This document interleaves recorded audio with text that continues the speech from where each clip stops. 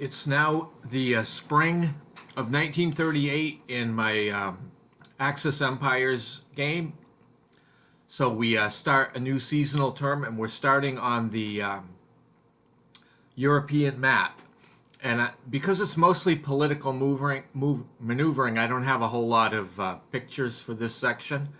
But the factions all reveal a new strategy this season. So the Axis has selected Germany demands Austria, which is fairly historical, and German troops basically are going to be entering Austria.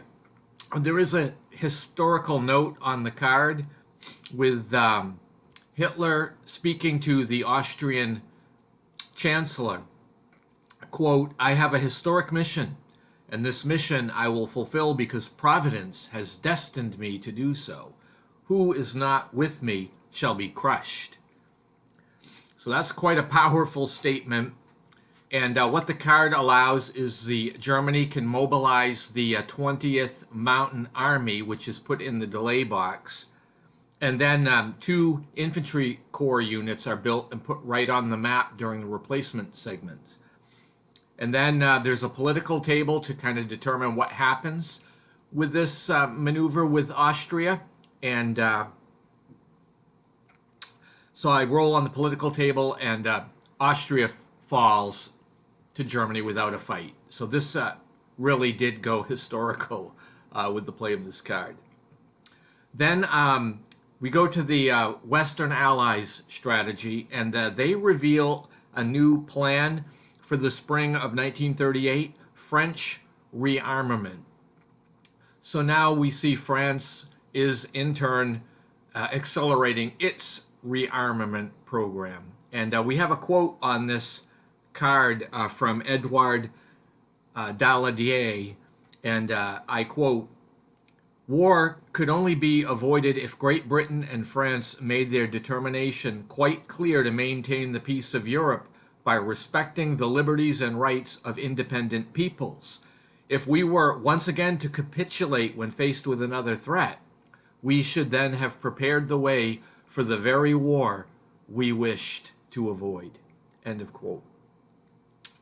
So this strategy card allows France to begin mobilizing the First Army. So that unit is put in the delay box, plus 1 infantry corps is deployed to the map. Then we go to the Soviet Union play, and they reveal a new 5-year plan card. So they've now set their production goals with this 5-year plan through the year 1943. And this card allows for some die rolls on a political table. So the government makes a few political moves, and the die roll results in conflicting plans. And again, as a reminder, in this game, that's basically another name for no result. Now we go over to the Daisenso map.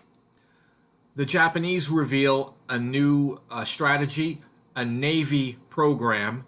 So, and then the Japanese commander proceeds to launch further into the attacks against the nationalist Chinese. In fact, specifically against the 9th War Zone, which is defending just north of the Yellow River. The Yellow River in this picture is running right through the middle of the map.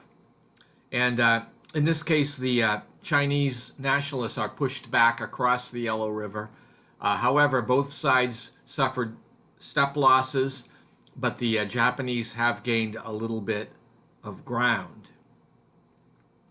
Then the Allies play the strategy aid to China.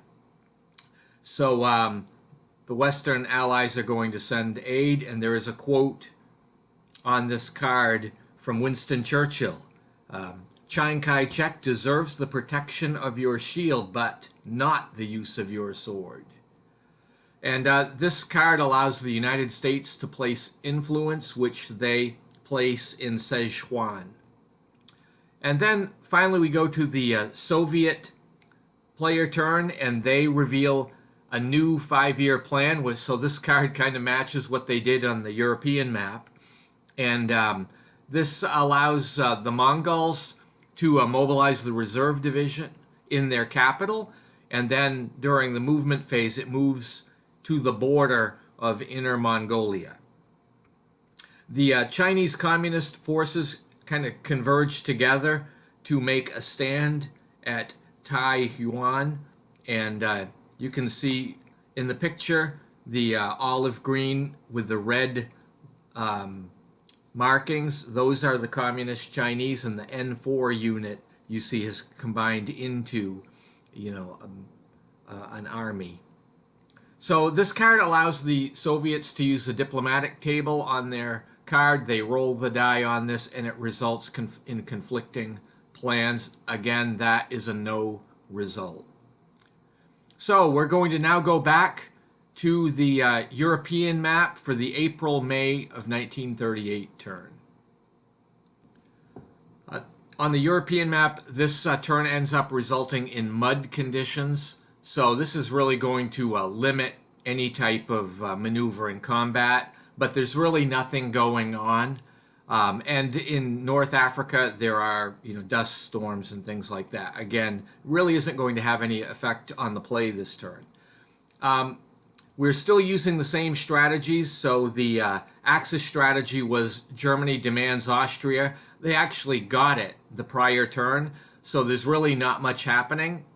All of the the objectives have been accomplished. So we go to the Western Allies turn, and they are again playing the French rearmament strategy, and they are dealing with their own internal politics between Britain and France, and there's no military plays or maneuvering. And then finally we go to the Soviet Union, and they end up employing their 5-year plan again, and they roll on their political events table, and this time the die roll takes them to another table, the guarantee table.